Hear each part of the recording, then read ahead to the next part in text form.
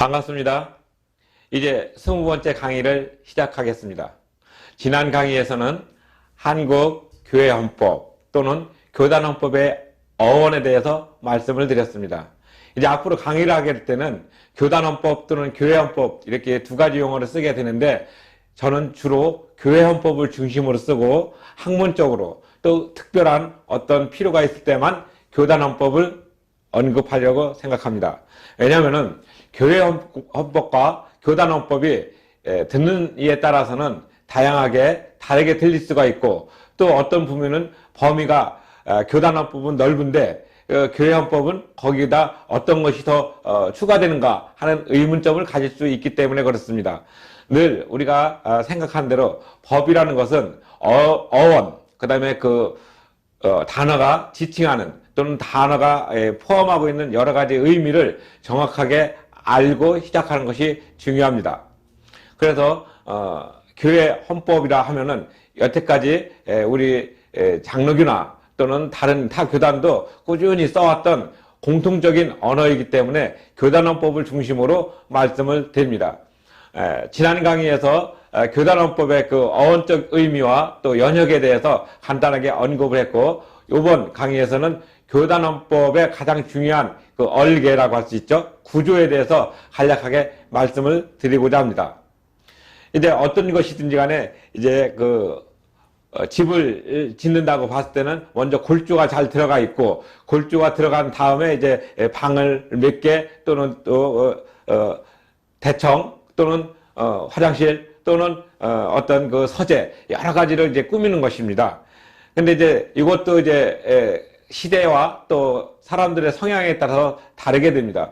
예전에는 일단 골조가 세워지고 방은 중요한 것이 먼저 결정이 된 다음에 이제 부수적으로 이제 차를 마실 수 있는 공간이라든지 옷을 따로 두는 드레스룸이라든지 또는 책을 이렇게 보관하는 서고라든지 이렇게 정리를 했지만, 지금은 이제 자기 취향을 먼저 구상을 하고 나서 그 안에 맞춰가지고 골조를 세우는 경우도 없지 않아 있습니다. 이제는 그만큼 주거 문화가 이렇게 우리의 삶을 새롭게 변혁시키고 있듯이 교회 헌법도 이러한 그 골격, 그리고 그 구조, 그 다음에 골격이 지향하고 있는 어떤 부분을 정확하게 이해하고 나가는 것이 필요합니다. 그래서 이제 이 교회헌법은 이제 포괄적으로 정말 어떤 부분에서 필요한 것인가 하는 것을 이제 여태까지 쭉 강의를 해왔고, 거기에 대해서 조금씩 이해를 늘려왔습니다.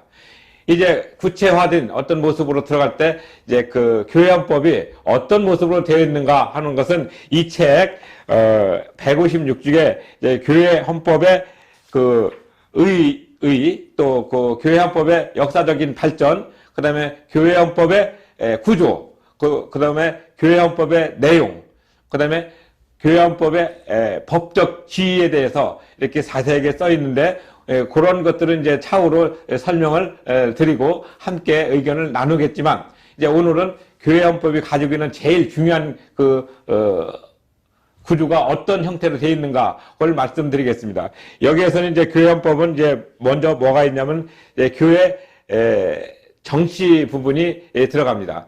근데 대부분 교회의 그 어떤 원리가 있고, 교회 정치가 있고, 그 다음에 이제 권증이 있고, 그 다음에 예배 의식이 있는 것이 보편적인 틀인데, 그 앞에 이제 웨스트민스터 신앙 고백이라든지 또는 웨스트민스터 신앙 고백에 나오는 대소요리 문답, 그 다음에 승인서 또는 신도 개요, 이런 것들이 이제 각 조금씩 첨가가 됩니다. 근데 이제 웨스트민스터 신앙 고백에서 제일 중요하게 나오는 것 중에서는 이제 양심의 원리라는 것이 나오는데, 그 양심의 원리라는 것은 우리나라 그 헌법 제19조에 있는 양심의 자유하고도 상당히 밀접한 관계가 있습니다. 근데 그 양심의 원리 또는 양심의 자유, 이러한 것이 처음 나오게 된 것은 영국에서 스튜어트 왕조의 찰스 1세가 이제 그 국교회를 이렇게 만들었다고 하지 않았습니까? 카톨릭과의 결별로 인해서 국교회를 만들고 나서 그 당시 청교도들하고 스코틀랜드 장로교인들한테도 국교회를 이렇게 강요하는 그런 그 정책적인 면이 있었습니다. 그래서 이제 여기에서 이제 웨스트민스터에서 많은 그 교회 지도자들이 모여가지고 이제 3년 동안 노력을 하고 애쓰고 한 결정물이 웨스트민스터 신앙 고백입니다. 거기에서 양심의 자유가 선언이 되는데 그 양심의 자유는 국가나 또는 어떤 그 교단이나 어떤 조직도 개인의 양심을 강요해가지고 믿게 하는 것은 옳지 않다. 왜냐하면 양심의 주체는 그 가지고 있는 사람이지만 그 주인 되시는 분은 하나님이시기 때문에 그 양심의 자유를 강요하고 자기네들의 어떤 이념과 어떤 틀 속에 가둬놓게 된다면 하나님의 능력에, 하나님의 사랑에, 그리고 하나님이 우리 인간을 처음으로 만들어서 자유의지를 주었던 그것에 반하는 그런 모습이기 때문에 양심의 자유가 이쪽에서 태동이 되었습니다. 우리가 왜 양심의 자유를 해야지 되느냐? 양심은 내 것이기 때문에 내가 마음대로 해도 된다 하는 이런 생각을 많이 갖고 있지만 실제 그런 것들은 일반적으로 우리의 이성이 이제 이렇게 크게 발달했던 그런 그 신자유주의라든지 또는 자유주의 신학이라든지 또는 신신학적인 관점에서 이렇게 인간의 어떤 모습을, 인간의 이상을 찾는 그런 부분에서 강조됐던 것이고, 신앙적인 관점에서는 하나님께서 우리를 창조하실 때 이러한 부분들을 폭넓게 주셨다는 것을 이해하고 넘어가는 것이 중요합니다. 근데 우리는 그러한 것들이 이제 나오는 과정을 이제 정확하게 알고 있으면은 내가 어떤 생각을 하고 어떤 판단을 하고 그에 따르는 책임과 의무를 가진다는 것이 얼마나 귀하고 소중한 것인지 알 수가 없을 정도로 우리는 귀하게 여기고 있지만, 그러한 것들을 우리가 체질적으로 그리고 매번 무슨 행위를 할 때마다 느끼는 것이 아니기 때문에 그러한 것을 간과하고 그냥 쉽게 넘어가는 경향이 많습니다. 그래서 이러한 것들을 자꾸 고민하고 생각하는 내적인 그 훈련이 되어 있어야만이 이런 양심의 자유가 있을 때 이것이 얼마나 소중한 가치인가를 깨닫게 되는 것이죠. 그래서 처음에 이제 그런 그 웨스트민스터 신앙 고백, 그 다음에 웨스트민스터 신앙 고백 제일 1장에 보면은 뭡니까? 인간이 어떤 모습으로 있어야 되는가 얘기할 때 늘 하나님을 경배하고 영화롭고 또 그분과 함께 영원히 있는 것을 목적으로 한다고 하지 않았습니까? 바로 그것은 하나님의 창조 섭리에도 정확하게 일치합니다. 하나님께서도 인간을 만드시고 에덴 동산에서 같이 하려고 노력을 했지만 인간이 어느 날 갑자기 자기가 주체자가 되고 싶고 자기가 무언가 새로운 것을 되고 싶어서 하나님께서 명하신 그 선악과를 따먹음으로 인해 가지고 하나님과의 관계가 단절되었던 것입니다. 이런 것들이 양심의 자유하고 어떤 관계가 있는가 이렇게 질문할 수도 있습니다. 제가 늘 말씀드리듯이 정확한 질문과 정확한 전제가 있어야 거기에 맞는 답변과 거기에 그 부합하는 어떤 그 생각의 틀을 가질 수 있다고 말씀드린 것과 똑같습니다. 마찬가지로 우리가 하나님과 영원히 함께 하면서 그분을 경배하고 찬양드리고 기뻐하는 그것이 우리 인간의 궁극적인 목적이라면은 웨스트민스터 신앙 고백에서 지향하고 있는 그 어떤 신앙의 고백, 양심의 자유는 이렇게 중요하기 때문에 교단 헌법 또는 교회 헌법에서 제일 먼저 양심의 자유가 나옵니다. 그 다음에 이제 양심의 자유 다음에는 이제 교회의 자유가 나오죠. 이건 좀 나중에 또 자세히 설명을 올리겠습니다. 그래서 이제 정치편에서 이제 이런 부분이 나오고 그 정치편 이전에 나오는 것이 웨스트민스터 신앙 고백, 그 다음에 이제 대소요리 문답, 이런 것들은 전부 하나님의 뜻을 어떻게 하면은 우리가 바르게 실천할 수 있는가, 그리고 또 그것을 같이 누리면서 이 땅에 살아가는 동안 곧 하나님 나라에 가기 전까지 우리가 믿음의 공동체로서 어떻게 기능해야 되는가 하는 것을 얘기하기 때문에 이것이 중요한 것입니다.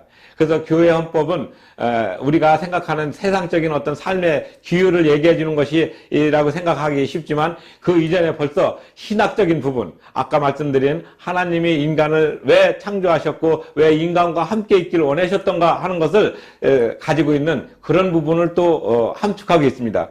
그래서 개혁신학은 항상 개혁되어야 된다 하는 전제로 인해 가지고 나타난 부분이 있고, 또 개혁신학과 다른 어떤 부분에서는 에큐메니칼이라 해서 초교파적인 어떤 하나 되는 그런 것을 근간으로 어떤 교회 헌법의 어떤 뿌리를 또는 방향성을 정하는 경우가 있습니다.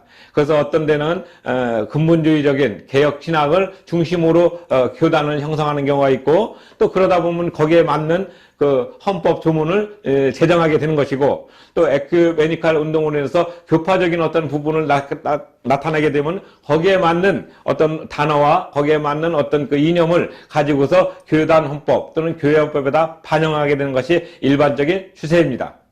그래서 우리가 교단 헌법을 볼 때는 항상 이런 그 부분을 먼저 이해를 해야지 되는데, 이런 것들이 실제적으로는 좀 까다롭고 같이 중심적으로 얘기하니까 무엇인가 생각할 때는 우리 이렇게 몸에 또 우리 그 현실에 상당히 떨어진 부분도 있을 수가 있습니다.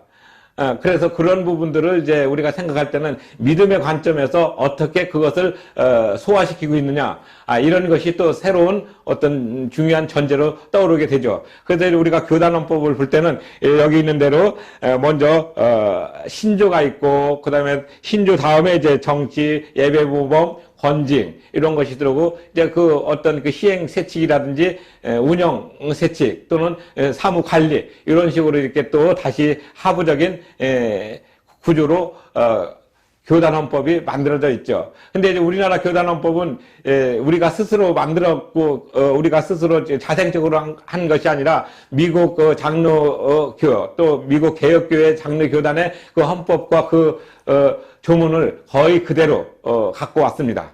그래서 우리는 이제 미국 그 장로교단과 또 호주 장로교단, 그다음에 캐나다 장로교단, 그다음에 영국 스코틀랜드 장로교단, 이런 거에서 전 세계적으로 장로교단이라는 이름으로 모여 있는 그 교단 헌법의 어떤 원리를 거의 다 단어와 또 이념만 조금씩만 다르다 뿐이지 같이 인용하고 있다는 것을 우리가 전제해야 됩니다.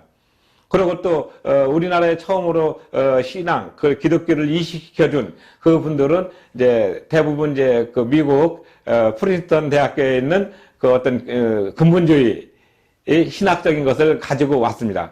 예를 들어서 핫지라든지 또는 알렉산더, 또 이런 분들은 또 아주 그런 그 근본주의적인 신학 사상에 심취되었고, 또 우리가 유명하게 알고 있는 워필드 같은 분도 그런 그 관점에서 장로교단의 어떤 그 신학적인 뿌리를 상당히 발전시켜 왔습니다.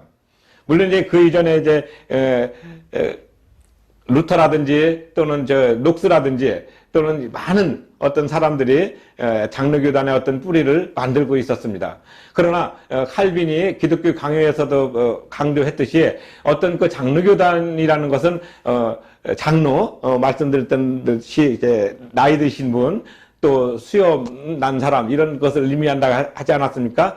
어원적으로는 이제 자켄이라는 언어도 쓰고, 또 이제 우리 교회에서는 엘더, 나이 드신 연장자라는 의미도 있죠. 그분들이 이제 있다는 것은 뭐냐면은 이제 그분들의 어떤 독단적인 것이 아니라 그분들도 이제 우리 그 많은 사람들이 한꺼번에 다 직접적으로 참여할 수 없기 때문에 대표자를 뽑아가지고 그 일을 하게 되는 것이 대의 정치라고 합니다. 마치 우리나라가 이제 전 국민이 전체적으로 국정에 참여할 수 없기 때문에 그 지역적인 대표를 국회의원으로 뽑아가지고 그분들이 법을 만들면은 그 법을 만드는 대로 해가지고 실행하는 것과 똑같은 그 대의 정치의 그 근간이 되는 것이 바로 이 장로교 정치이고 장로교의 모태가 되는 것입니다. 그래서 우리는 이제 그 장로교단 하면은 이제 장로와 또 목사 또 어떤 그 특정한 계급이 주도적으로 나가는 그런 걸로 생각하는데, 그게 아니라 그분들이 이제 그 밑에 있는 많은 사람들의 의견을 이제 반영을 해가지고 전체적으로 그 공동체가 가야 될 방향을 정하고 거기에 대한 행동 지침을 얘기해 주는 것이 바로 장로교단의 특징이라고 말할 수가 있습니다. 그래서 대의민주주의 하면은 이제 우리 장로들, 그다음에 또 현대적으로 얘기하면은 이제 국회의원들에 의해 가지고 입법과 사법과 또 이제 행정부가 구성이 돼서 삼권으로서 이렇게 균형 있게 국가를 이끌어 가듯이 장로교단도 장로교단에 있는 그 장로님과 또 목사, 그리고 또 그 밑에 있는 안수집사님과 여러 그 항존직 직원들이 가지고 있는 그 사람들의 어떤 그 운영의 묘를 이렇게 살려서 나가는 것이죠. 이런 것들이 우리는 이제 어떤 필요에 의해서 이렇게 만들어지는 것이 아니라 교단 헌법에 그런 것이 명시가 돼 있어요. 그래서 이제 우리 보면은 장로교단의 그 어떤 그 운영, 아까 말씀드렸던 그 운영 세치 또는 그 정치 또 권징 또 이제 예배 모범, 이런 모든 것들은 이제 우리나라만 독특하게 있는 것이 아니라 이제 그 미국 장로교단도 그렇게 써 있고, 그다음에 또 어쨌든 장로교단이라는 이름으로 있는 데는 다 그런 부분이 있고, 또 그 교회 그 치리의 부분에서는 이제 당회, 그다음에 노회, 또 대회, 또 총회 이렇게 가지고 또 세 군데에서 이제 그걸 만들어 가지고 조직화된 그런 모습으로 형태를 띠게 되는 것입니다. 그래서 우리는 이런 그 장로교단의 어떤 깊은 어떤 의미를 가지고 우리가 우리 삶을 이렇게 가치 있고 가장 그 바람직한 모습으로 나가야지 되는데, 문제는 그 안에서 활동하는 사람들이 어떤 가치관을 가지고 있느냐에 따라서 그 성격 자체가 변할 수가 있다는 것이죠. 그래서 그 변할 수 있는 어떤 자의적인 것을 어느 정도 통제하고 또 어떤 범위에서 벗어나지 않도록 이렇게 규율해 주는 것이 바로 교단 헌법인 것입니다. 그래서 법이 필요하다는 것은 그 법으로 사람을 이렇게 옥죄거나 또는 어떤 제한하려고 하는 것이 아니라 큰 틀에서 벗어나지 않고 그것이 바르게 갈 수 있도록, 소위 탈선하지 않도록 방향성을 정해주는 것으로서 교회법이 필요한 것이죠.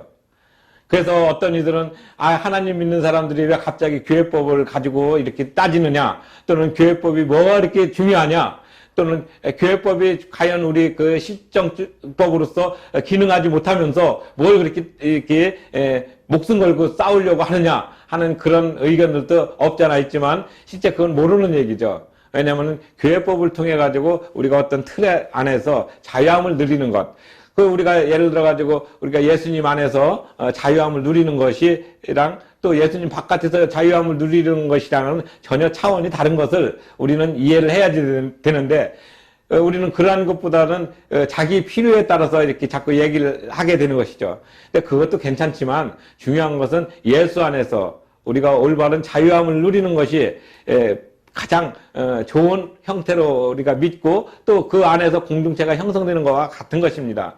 그래서 제일 중요한 것이 이제 교회 정치 부분에서는 이제 우리가 활동하는 그런 부분에서는 이제 그 원리가 나오는데, 그 원리에서 그 이렇게 지목된 것은 이제 여러 가지가 있지만 교회 원리가 있고 또 양심의 자유 원리가 있고, 그 다음에 이제 거기에 따라서 이제 치료회라든지 또는 교회 직원이라든지 목사의 직분이라든지 장로의 직분이라든지 또는 권징이라든지 또는 그러한 것들에 따르는 시행대책이 또 따로 나오는 그런 여러 가지가 있습니다.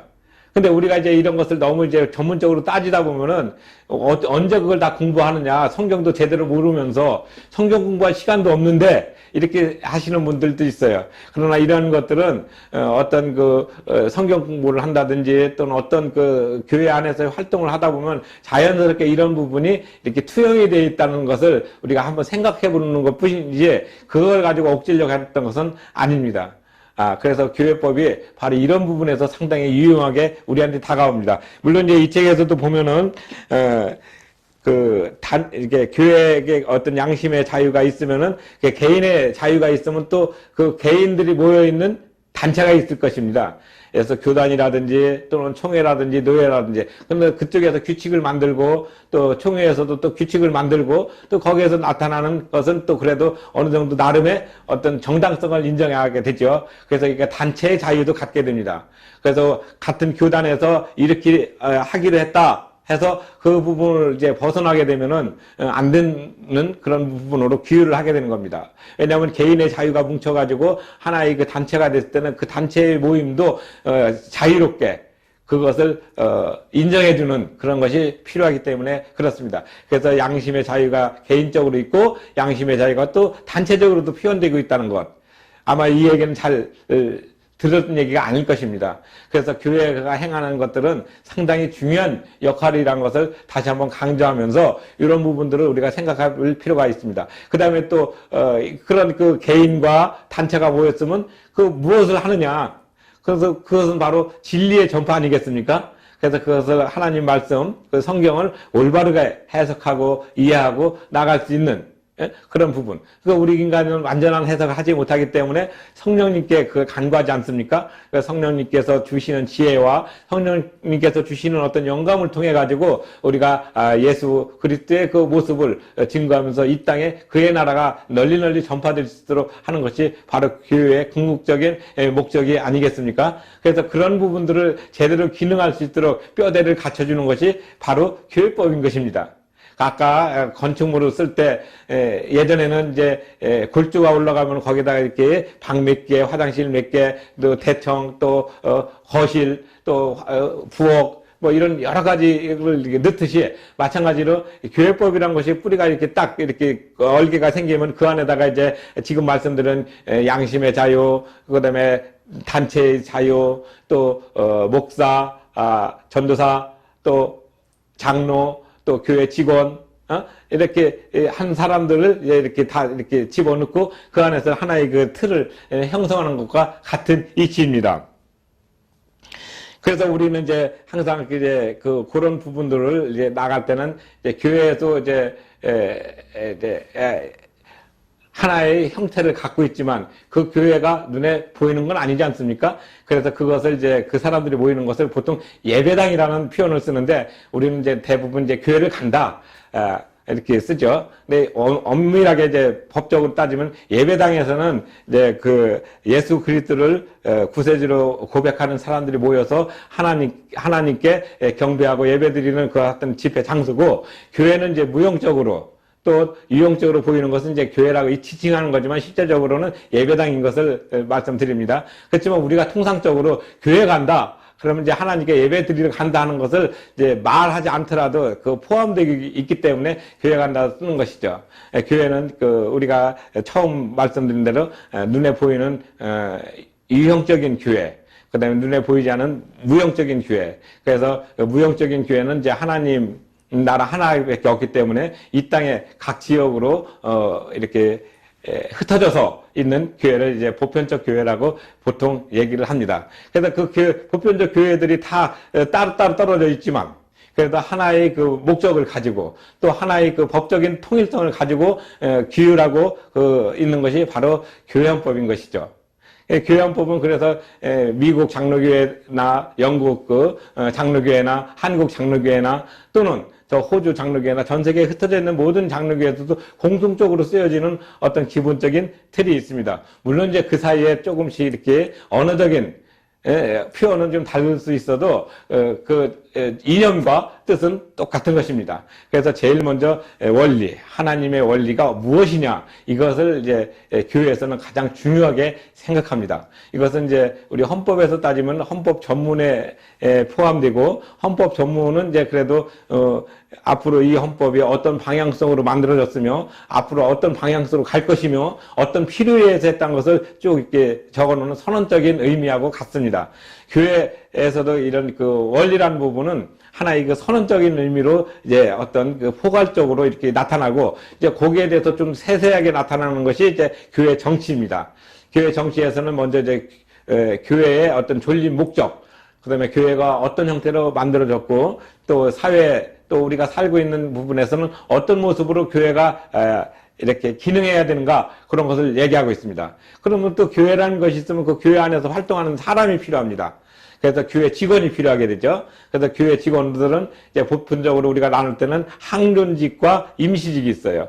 그래서 우리가 얘기한 대로 목사님이나 장로님, 안수 집사는 안수를 받은 분은 이제 항존직으로서 정년까지 보장이 되고, 임시직은 이제 1년에 한 번씩 또는 수시로 이제 신분이 바뀔 수 있는 그런 것을 지칭하고 있습니다. 예를 들어서 뭐 전도사라든지 준목 또는 이렇게 직원들은 이제 임시직으로서 언제든지 바뀔 수 있지만, 목사나 장로 또 거기에 따르는 여러 가지 항존적으로 교회를 보시는 분들은 종신직이라고 해서 일단 법정에 정한 정년까지는 보장을 해줍니다. 그럼 이렇게 교회 직원이 필요하면은 이제 그 교회 직원들에 대한 자격, 이런 것들이 또 필요하게 됩니다. 그래서 목사의 자격, 또 장로의 자격, 또 권사의 자격, 또 이런 그 자격이 이렇게 또 이렇게 나와야지 거기에 합당한 사람들이 나오지, 자격도 없이 아무것도 모르는 사람들이 뭐 갑자기 설교를 한다든지 아무것도 모르는 사람이 갑자기 또 뭐 장로로서 뭐 이렇게 한다 하는 그런 것은 좀 우리가 좀 피해야 될 부분이 아니겠습니까? 그래서 일정한 수준에 이르러서 학력과 또 경력, 그 다음에 또 교회에 대한 그 믿음, 또 이런 여러 가지를 봐가지고 이제 사람들이 판단해가지고 그 공동체에서 그래도 저분이 우리의 의견을 그래도 가장 합당하게 합리적으로 대변해 줄 수 있을 것이다 해서 이제 선출하는 것이 이제 선출직으로서 장로가 있는 것입니다. 우리가 각 교회에서 장로를 뽑는다든지 또는 또 어떤 그 일을 할 때 보면은 이제 예전에는 그래도 개척교회 멤버로서 또 이렇게 하셨던 분들, 또 사회적인 신망이 두터우신 분들, 그 다음에 믿음이 좀 투철하신 분들, 그리고 또 주님을 위해서 온 생애를 꾸준하게 일관적으로 이렇게 지켜오신 분들을 장로로 많이 뽑고, 또 그분들이 교회를 운영하는 데 있어서 무리 없이 한 공동체 또는 한 조직체를 이끌어갔던 것을 우리는 기억할 수가 있습니다. 바로 그런 것들 연상해 보면은 이 자격이란 것이 얼마나 중요한 것인지 다시 한번 생각하게 됩니다. 특히 현대와 같이 복잡한 사회에서는 여러 가지 기능적인 능력을 가지신 분들을 장로님으로 선출을 해서 어떤 그 조직이나 기능체가 제대로 갈 수 있도록 교회의 그 방향성을 올바로 이끌어갈 수 있도록 이렇게 노력하는 것과 같습니다. 이제 그 다음에 이제 그런 것이 있으면은 이제 그런 사람들이 모였을 때 혼자 하기는 어렵지 않습니까? 그러니까 그런 분들이 예를 들어서 여러 지역에 있으니까 그 지역을 연합체로 만들어서 하는 것을 노예라고 합니다. 그래서 그 치료에서는 이제 노예가 필요합니다. 그 노예는 이제 그 대외적으로 A 교회, B 교회, C 교회 이런 그 교회 대표자들이 모여가지고 그 지역을 복음하기 위해서 또 그 지역 사이의 교회의 존립의 존재의 의미를 올바로 전파하기 위해서 이렇게 노예를 조직하게 됩니다. 그러면 노예를 조직하면 이쪽에 있으면 또 멀리 있는 지역도 연합해서 이제 2개 이상 노예가 모여지면 이제 총회가 형성이 돼가지고 일을 하게 되는 것이죠.